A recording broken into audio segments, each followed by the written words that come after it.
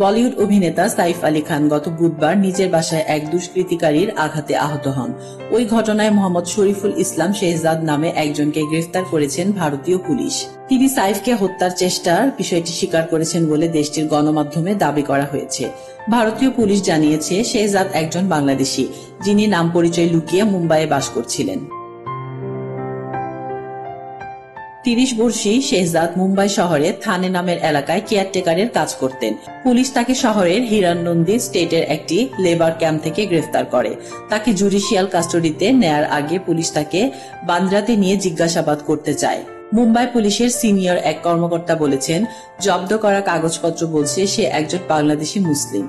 শেহজাদ অবৈধভাবে ভারতে এসেছে। প্রায় ৫-৬ মাস আগে তিনি ভারতে প্রবেশ করেন, পরে মুম্বাইয়ে আসেন। অভিনেতাকে হত্যা চেষ্টার ঘটনায় পুলিশের খাতায় কয়েকটি নাম ছিল বিজয় দাস, মোহাম্মদ ইলিয়াস ও বিজে। তবে তারা অনুসন্ধানে নিশ্চিত হয় যে শেহজাদই আসলে খুনের উদ্দেশ্যে সাইফের বাসায় ঢুকেছিল।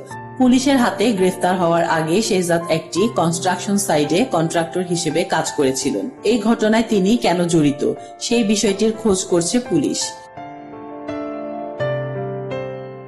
নবাব খ্যাত সাইফ আলী খান গত বুধবার গভীর রাতে নিজ বাড়িতে দুষ্কৃতকারীর হাতে আক্রান্ত হওয়ার পর এখন তিনি হাসপাতালে শয্যাশায়ী। তাকে অস্ত্রোপচার করানো হয়েছে। এখন তিনি নিরাপদে আছেন বলে জানিয়েছেন চিকিৎসকরা।